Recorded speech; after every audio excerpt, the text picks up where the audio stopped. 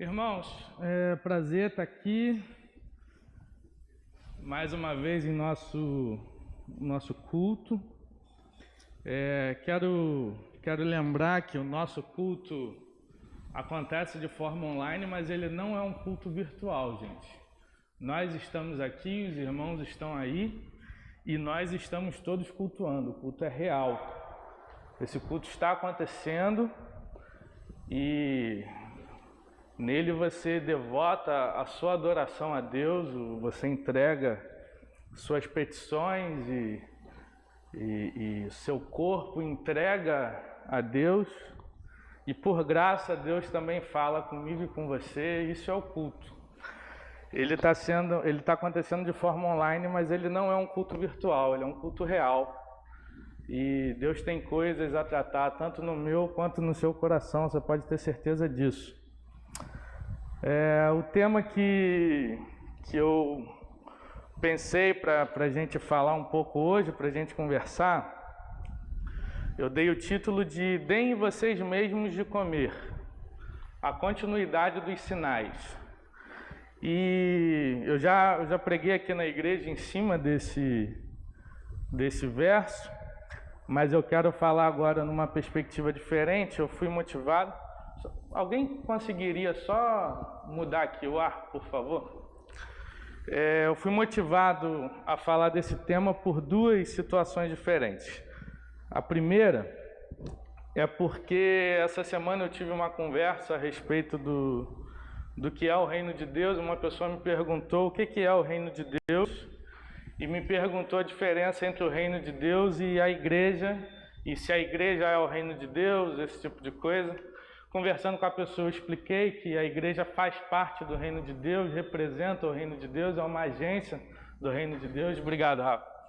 Mas a igreja não é em si o próprio reino de Deus. O reino de Deus é muito mais amplo do que a instituição que a gente chama de igreja. Enquanto igreja, nós fazemos parte desse reino, mas o reino é maior do que isso. E quando a Bíblia fala o reino de Deus, a gente traduziu a palavra para reino, e reino dá uma ideia de lugar, né? Mas a Bíblia está falando do reinado de Deus, da soberania de Cristo. Tem um termo no grego, que é o basileia, e aí esse termo fala desse reinado de Deus, o reinado de Cristo. Então sempre que na Bíblia tiver reino dos céus, reino de Deus, ele não está falando do lugar físico, ele está falando dessa esfera que está sob o controle de Cristo. E aí a igreja faz parte desse domínio de Cristo, e a igreja representa Cristo. A gente precisa aqui lembrar do nosso verso dos embaixadores do rei, que é aquele verso que informa que nós somos embaixadores da parte de Cristo. E na embaixada a gente aprende tanto o que é um embaixador, como o que é um embaixador do rei, né? O embaixador é aquele que representa o seu governo na corte de outro governo, que representa o seu país em outro país. E o embaixador do rei, as mensageiras, nós representamos a Cristo, o reino de Cristo aqui na terra. E a segunda coisa que me levou a pensar nesse tema é que eu estou lendo um livro, Quando Pouco é o Bastante. Eu ia até mostrar para os irmãos, mas eu deixei lá. E esse livro ele vai falando, a partir desse relato que a gente vai, dessa narrativa que a gente vai citar, que é a primeira multiplicação de pães e peixes. E aí logo no início dos seus capítulos, ele tem um capítulo destinado aos sinais do Messias e da chegada do reino de Deus. Então, por essas duas razões, né, essa conversa que eu tive, em que eu percebo que muita gente ainda tem dificuldade com o que é o reino de Deus e tal, e a partir dessa minha leitura, desse material que eu estou estudando, eu fiquei motivado a conversar disso com os irmãos. E o episódio que a gente vai refletir é o primeiro episódio da multiplicação de pães e peixes. É o único milagre relatado nos 4 evangelhos, tanto nos sinóticos quanto no não sinóticos, isto é, Mateus, Marcos, Lucas e João. Os 4 evangelhos, esse é o único milagre que é relatado nos 4.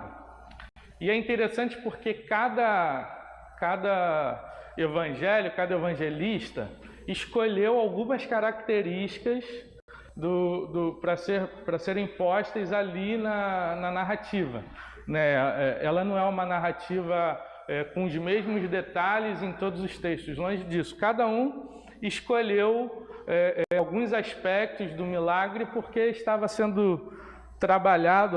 Os evangelhos, eles são dispostos para responder algumas perguntas às comunidades primeiras que eles foram oferecidos, e dessa forma hoje a gente consegue ter uma noção do todo, porque a gente tem em mãos os 4 evangelhos, e isso é algo incrível para a gente. Então eu vou começar a leitura no relato de João, que está no capítulo 6, mas eu não quero refletir em cima do milagre em si, eu não quero refletir com os irmãos sobre a multiplicação, eu quero refletir com os irmãos sobre o antes e o depois do milagre.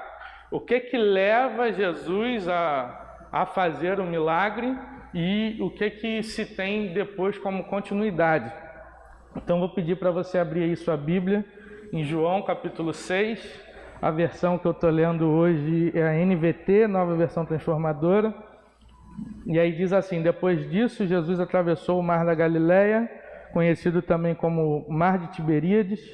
Uma grande multidão o seguia por toda parte, pois tinham visto os sinais que ele havia trazido ao curar os enfermos. Então Jesus subiu a um monte e sentou-se com seus discípulos. Era quase tempo da festa judaica, da Páscoa. Jesus logo viu uma grande multidão que vinha ao seu encontro. Voltando-se para Filipe, perguntou: onde podemos comprar pão para alimentar toda essa gente? Disse isso para pôr Filipe à prova, pois já sabia o que ia fazer. Filipe respondeu: mesmo que trabalhássemos vários meses, não teríamos dinheiro suficiente para dar alimento a todos.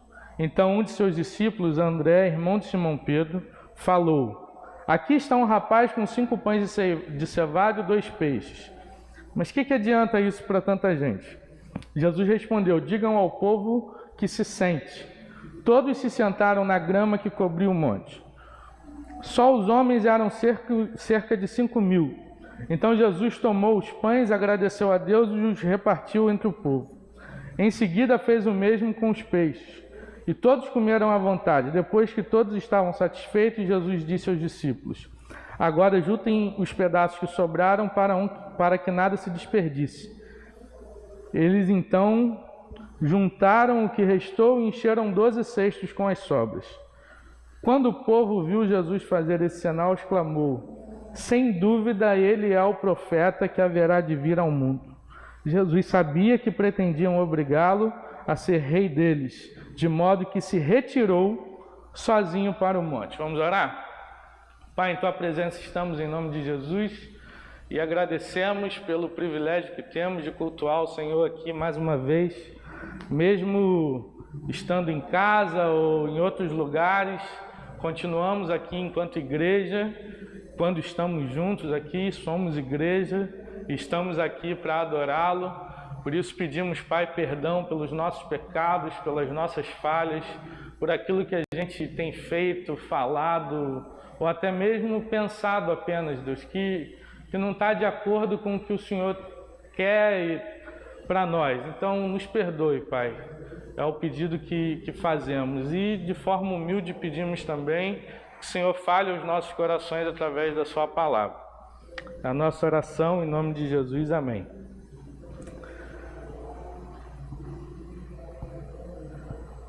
Os sinais apontam a chegada do reino de Deus. E aí, se você pensar no verso 2 de João, uma grande multidão o seguia por toda parte, pois tinham visto os sinais que ele havia realizado ao curar os enfermos. A gente tende a pensar que as pessoas seguiam a Jesus unicamente por causa do milagre, né? A questão é que o milagre era um sinal e existia uma expectativa desde o Gênesis. Vocês lembram lá no Gênesis, quando Deus fala à mulher que dela viria aquele que esmagaria a cabeça da serpente? Desde o Gênesis, quando a quebra da comunhão entre Deus e o homem foi feita, existe uma expectativa daquele que há de vir para restaurar essa comunhão entre o homem e Deus, entre criatura e Criador. Jesus vem ao mundo para responder as maiores perguntas que nós temos, os nossos dilemas, os anseios da nossa humanidade, nesse déficit de relacionamento entre Deus e a sua criação. E a gente precisa lembrar um pouco da cultura messiânica. Jesus carrega dentro de si algumas figuras da cultura de Israel. A figura do rei, profeta, do sacerdote. Você tem que lembrar que Jesus é o sumo sacerdote, porque ele é tanto aquele que nos leva até o Pai, como ele é o próprio sacrifício, né? Ele é o sacrifício e é também o tomador do sacrifício. A figura do sacerdócio de Cristo, é exemplo lá de Melquisedeque, a ordem que a gente está é a ordem do Cristo. Ele tem essas figuras dentro de si. Então, ao longo do tempo de Israel, teve o tempo dos profetas, teve o tempo dos reis, teve o tempo dos juízes. Todas essas figuras perpassam, apontam para o Cristo. E existe também a figura messiânica. A figura messiânica, ela não aparece o tempo todo, ela aparece quando o povo está cativo, quando existe a necessidade do Messias. E aí você pode lembrar também de alguns cativeiros que Israel passou, que o povo judeu passou. Moisés foi o Messias, o libertador do povo do Egito. Israel também foi preso lá na Babilônia. Na época de Jesus, Israel estava preso por Roma.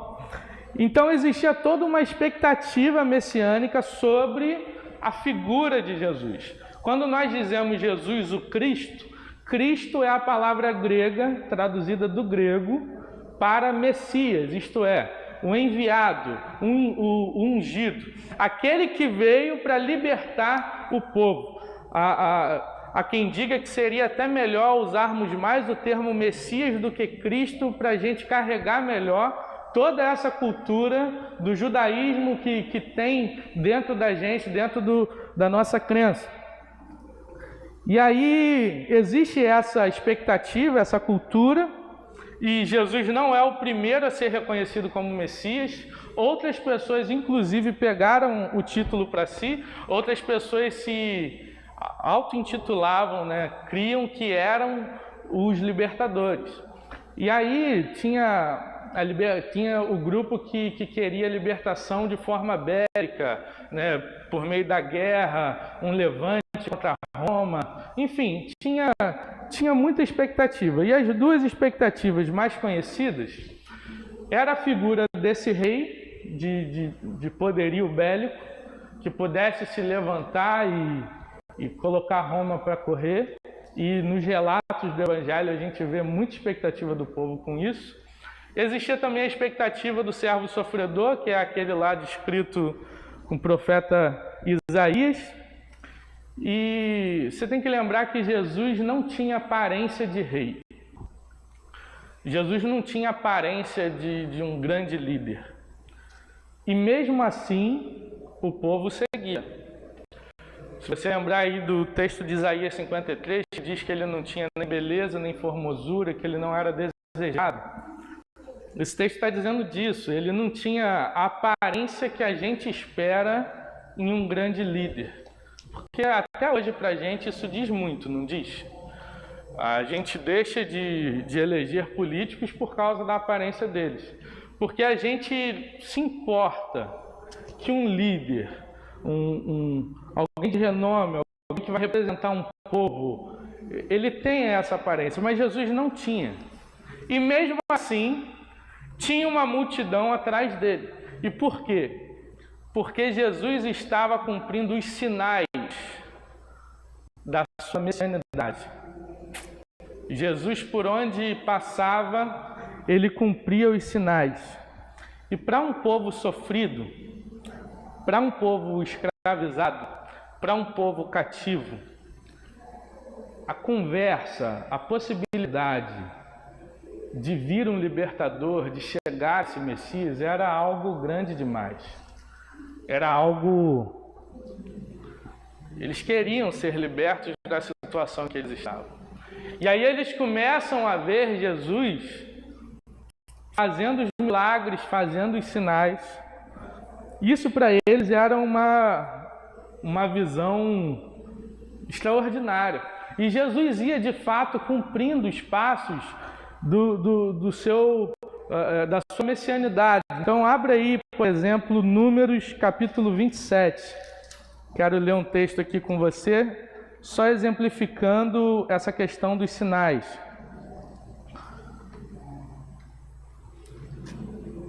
Números capítulo 27, a gente vai ler os versos 16 e 17. Nessa ocasião, Moisés já está partindo.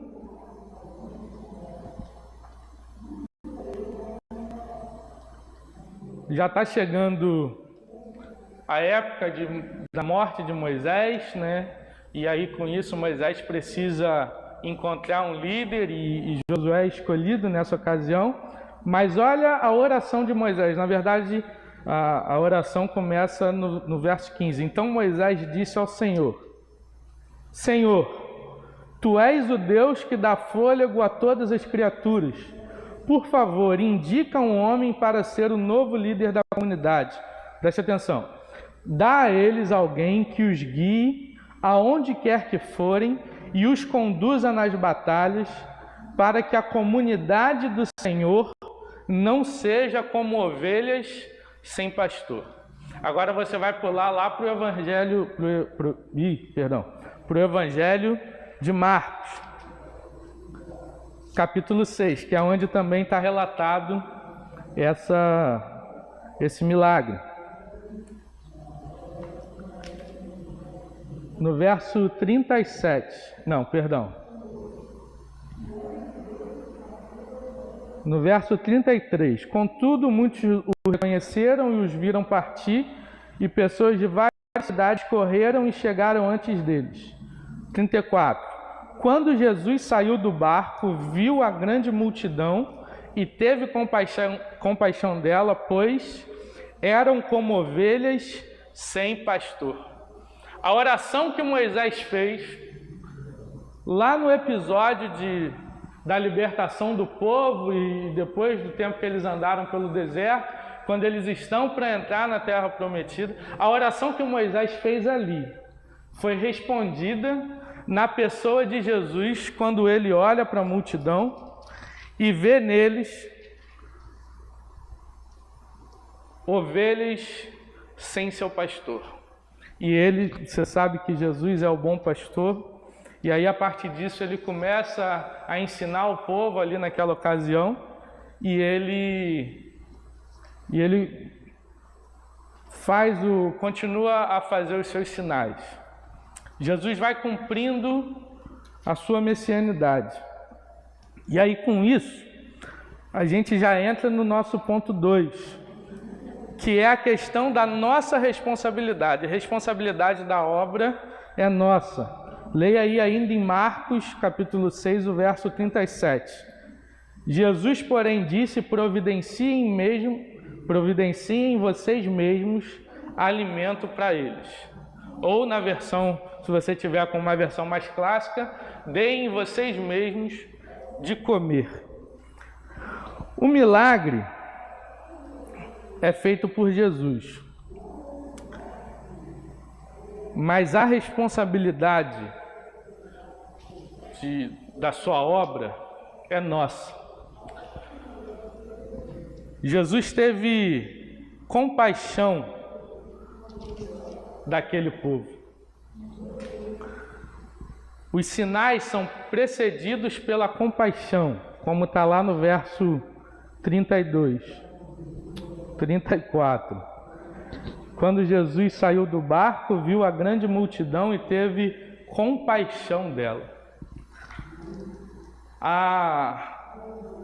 Esse olhar de Cristo, de compaixão, Jesus se importava com as pessoas que o seguiam. Ele sabia que elas tinham vindo de lugares distantes, de outras cidades, a pé. E Jesus se compadecia, sabe? O que nos traz a uma reflexão, que se nós estamos seguindo os mesmos passos do Mestre, nós conseguimos ter também essa compaixão que Jesus tinha dos outros.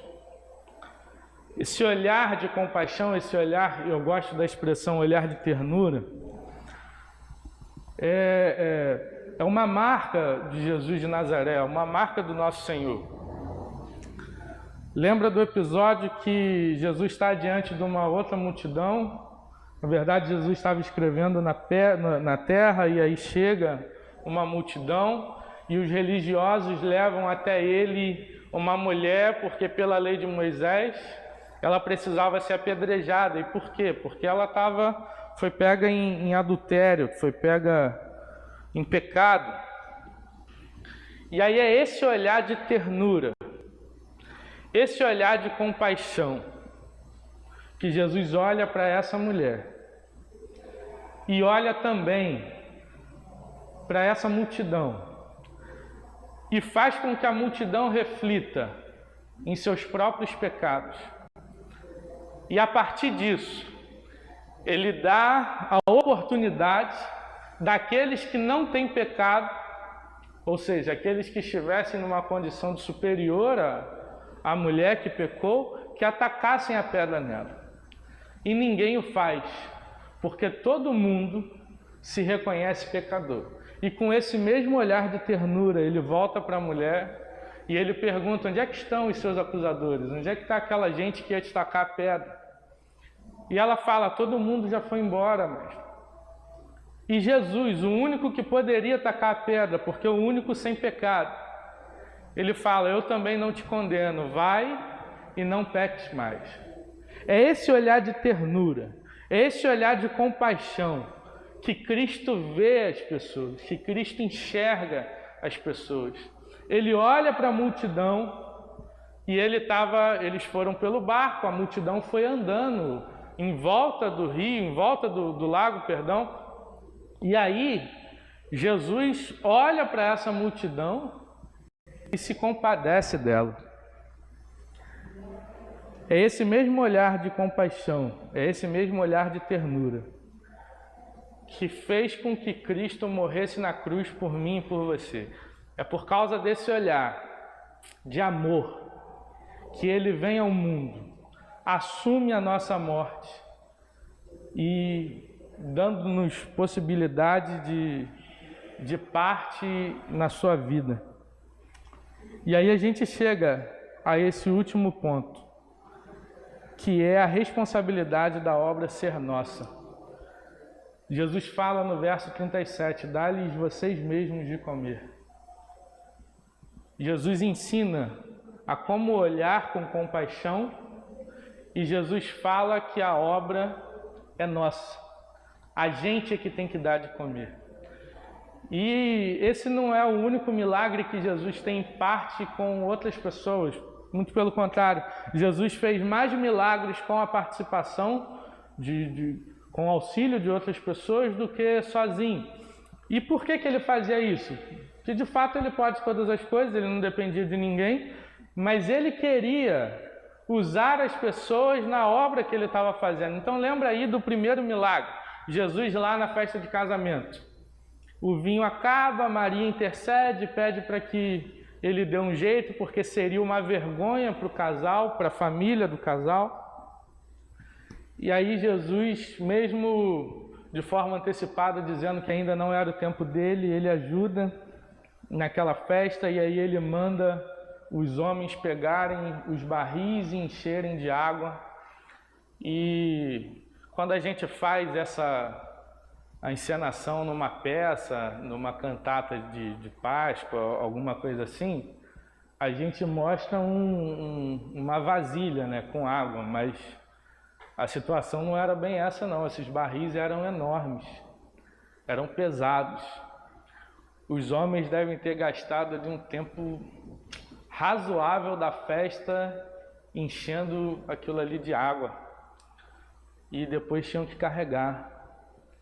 E aí Jesus faz um milagre, mas por quê? Porque os homens, que ele colocou os homens para ajudá-lo.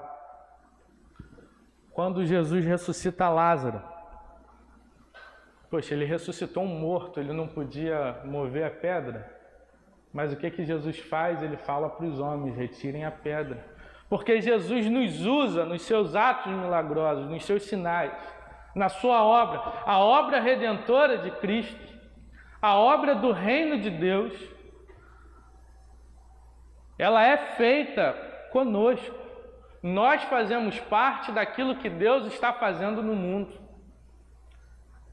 E Ele está falando hoje para mim e para você: deem vocês mesmos de comer. Existe uma multidão perto da gente que ainda está com fome. E a gente precisa ser resposta para essa multidão. Concluindo, a continuidade dos sinais do reino também é nossa responsabilidade. Jesus vai dizer em João capítulo 14 que aqueles que creem nele, obras ainda maiores farão. Serão feitas obras maiores pelo nome dele, claro. E ele termina essa sequência de versos dizendo que tudo aquilo que a gente pedir em nome dele, ele fará. Para Jesus cumprir a sua missão, para ele se apresentar como Messias, os sinais precisavam ser vistos. Os sinais precisavam acontecer para que as pessoas entendessem e vissem nele quem ele é de fato, quem ele era de fato. As pessoas precisavam ver os sinais que precediam a vinda do Messias, a chegada, do Messias e do reino de Deus. E como que se começou, como que se instaurou o reino de Deus? Com um discurso, nada fácil, nada simples, nada gentil. Arrependam-se porque é chegado o reino de Deus. Jesus fazia os milagres, ele olhava para a multidão com compaixão, ele olhou para a humanidade com amor e ele se entregou. E aí hoje, estamos nós aqui e nós dizemos que somos seguidores dele. Nós dizemos que somos representantes dele. Nós dizemos que estamos aqui por causa dele. Mas os sinais, quando nós andamos, as pessoas também veem esses sinais. Os sinais do reino são visíveis em nossas vidas. As pessoas enxergam em nós esse olhar de ternura, esse olhar de compaixão que Jesus tinha. Eu estava agora na terça-feira participando de uma live com o pessoal da Juberge, que é a juventude aqui do estado. E na Juberge eles estão estudando o livro de João. E aí o capítulo que ficou para eu passar o estudo junto com um amigo, o pastor Diego, foi o capítulo 7. Um pouquinho depois desse relato que a gente leu da multiplicação de pães. E era a festa dos tabernáculos. Você vai lembrar mais ou menos, Jesus manda que os discípulos vão à festa. Jesus, em princípio, parece não ter vontade de ir para a festa, mas depois ele chega mais ou menos no meio da festa e começa a ensinar, começa a falar das coisas do reino, das profecias, da lei do Senhor, e ele ensina de forma majestosa. E as pessoas ficam se perguntando como é que ele consegue saber tanta coisa. Ele não passou por uma escola de um rabino, ele não teve um mestre. O conhecimento que Jesus demonstrava era de um cara que teve aula com um dos rabinos mais famosos da época. Mas não, Jesus ensinava com essa majestade toda, porque na verdade ele estava falando de si. Jesus é o cumprimento da lei, Jesus é o cumprimento da profecia. Todo o Antigo Testamento culmina em Jesus. Então Jesus está falando dele mesmo. E aí, no final da festa, chegando o último dia da festa, acontecia a celebração de libação das águas. E aí era uma celebração que tinha uma taça um frasco de ouro e tinha a água da fonte de Siloé, e aí eles tinham lá todo um ritual. Quando essa taça chegava ao portal das águas, a porta das águas que tinha o templo, então era feita lá uma oferenda de água e vinho.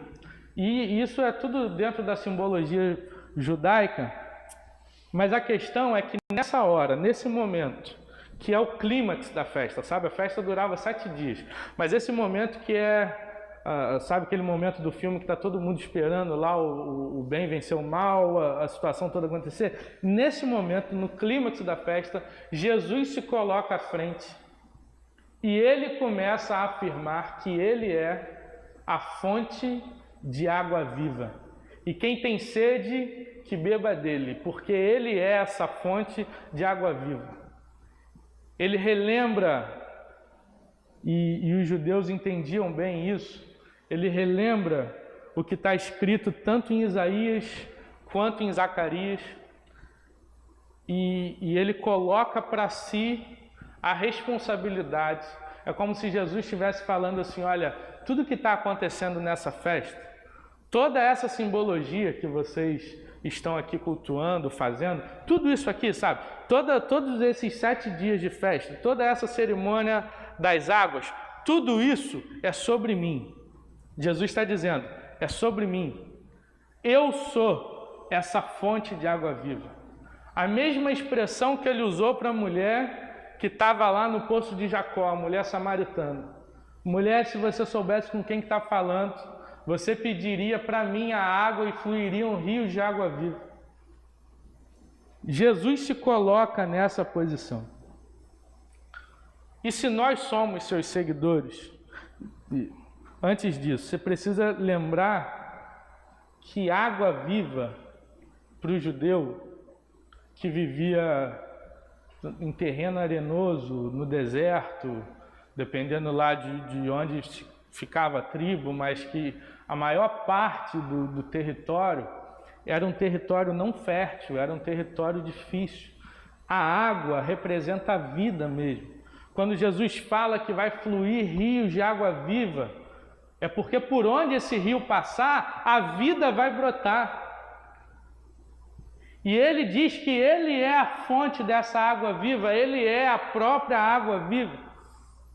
E aí a reflexão que a gente precisa fazer nesse momento, como aqueles que têm a responsabilidade da continuidade dos sinais do Senhor, é se quando nós passamos, a vida floresce ou não. Quando nós passamos, por onde nós passamos, as pessoas que estão perto da gente, a gente emana essa vida para elas, a gente emana Jesus para elas, a gente, sabe, transborda essa vida, ou a nossa vida não é nada para elas. Porque se somos esses seguidores aí de Jesus, se somos essa igreja que tem a responsabilidade de continuar os sinais do reino, se somos esse povo, esses discípulos que carregam dentro de si esse rio de água viva, nós precisamos continuar a obra do nosso Mestre, nós precisamos continuar a obra do nosso Deus, Jesus. Por onde a gente passa, o reino de Deus precisa se manifestar. Por onde a gente passa, aonde a gente chega, o reino de Deus tem que chegar. Por onde a gente passa, aonde a gente chega, a vida tem que florescer. Porque dentro de nós flui rios de água viva. Como eu falei para vocês, eu não queria pensar a partir do milagre em si. Eu queria pensar os sinais que levaram Jesus a ter essa compaixão e esse milagre. e a continuidade desses sinais. Naquela ocasião tinha um povo que estava com fome e Jesus se compadeceu deles. E hoje existe ainda uma multidão perto da gente que carece da nossa ajuda. Uma multidão que está faminta, não só do pão do dia a dia, mas também disso. E aí eu lembro da situação que a gente está vivenciando hoje. Esse tempo de quarentena, esse tempo que o vírus está se alastrando e esse tempo que está sendo tão difícil financeiramente para tanta gente. É o tempo da igreja, daqueles que têm um pouquinho mais conseguir ajudar aqueles que têm um pouquinho menos.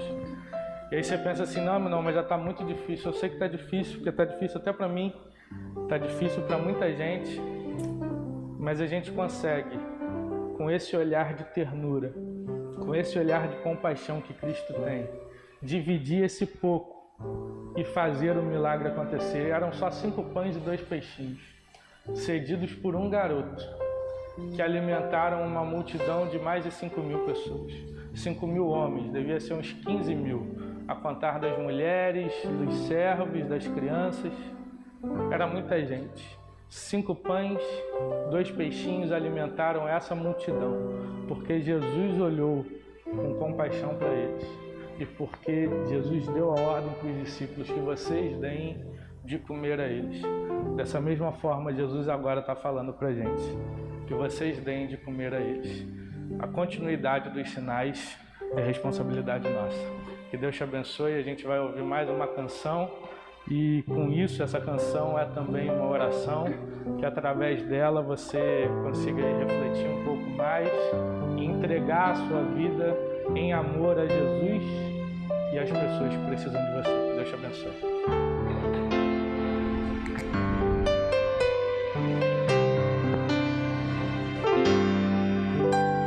Sonda-me, Senhor, e me conhece.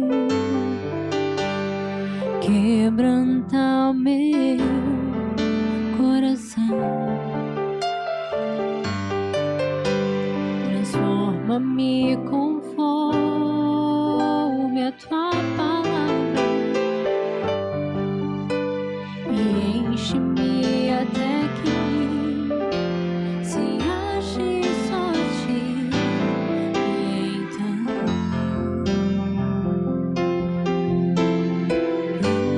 usa-me, Senhor,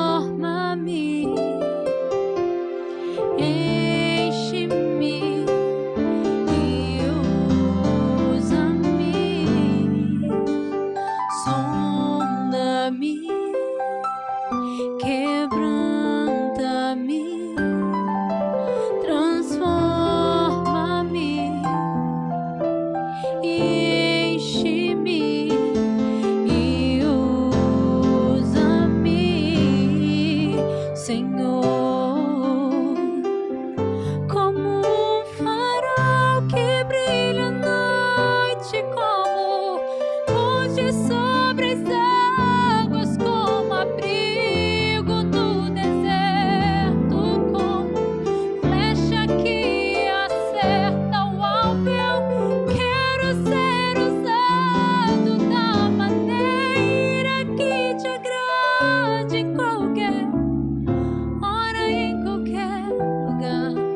Eis aqui a minha vida, usa-me, Senhor, usa-me.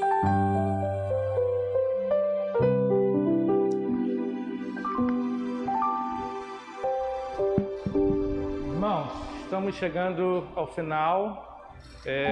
Vinícius, quais são os anúncios? Sem anúncio. Então, vou orar e a gente vai estar encerrando assim. Que Deus abençoe sua vida. Pai, obrigado por esse tempo aqui, enquanto igreja que passamos.